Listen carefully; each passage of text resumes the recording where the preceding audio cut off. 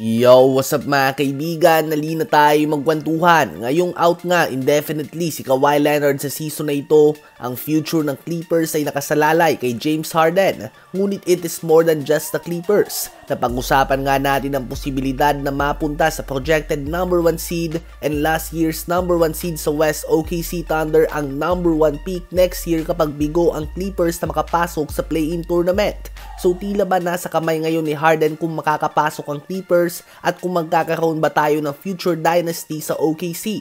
Si James Harden ay papasok na sa kanyang 16th NBA season. Well accomplished nga siya mga kaibigan, MVP, assist leader, scoring leader, NBA 75 greatest players of all time member at future Hall of Famer.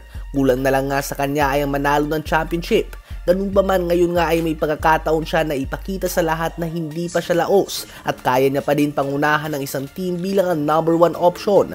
Sa kanyang prime, ang palaging sinasabi sa kanya ng kanyang mga haters and bashers ay pang regular season lamang siya o kaya naman regular season type of player lang siya at hindi pang playoffs. Well, ngayon nga ay itong kailangan sa kanya ng Clippers. Ang West ay napakatindi ng talent level ngayon. Ganun pa man ay may solid supporting casting naman si Harden sa Clippers. May kita nga natin yan mga kaibigan. Si Kawhi Leonard ay out indefinitely.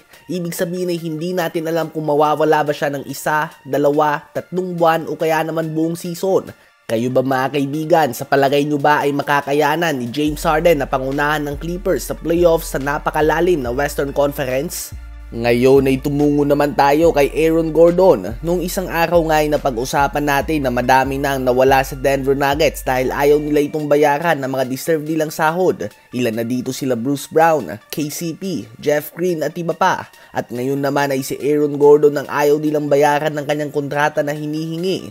Eligible na siya sa $153 million max contract extension. Ganun pa man, ayon kay Brian Windhorst ng ESPN ay walang offer dito ang Nuggets sa ngayon. In fact, ay umaasa nga daw ito at nakikipag-negotiate kay Gordon na tanggapin ang mas mababang sahod na sa ngayon ay walang planong tanggapin ang vital piece ng kanilang championship run. I think we can all agree na si Aaron Gordon ang missing piece noon ng Denver Nuggets. Siya nga ang kanilang defensive ace. Tila ba siya nga ang Jrue Holiday ng Milwaukee Bucks noon? Kapag nawala siya sa Denver Nuggets from a championship contender ay babagsak nga sila sa level ng playoff contenders na lamang. Ano ba ang masasabi nyo tungkol dito? Habang another solid game kay Lonzo Ball sa kanyang pagbabalik. Sa loob ng 15 minutes of playing time sa 139-137 overtime win nila laban sa Cleveland Cavaliers, nagtala nga siya ng 11 points, 3 rebounds and 3 assists on 3 of 7 shooting sa 3-point line. 19 points din si Ayo Dosunmu, 18 points, 6 rebounds si Zach LaVine, 18 points, 12 rebounds and 6 assists din si Nikola Vucevic, 14 points, 6 rebounds and 8 assists si Kobe White, at 14 points, 9 rebounds and 4 assists din si Jalen Smith.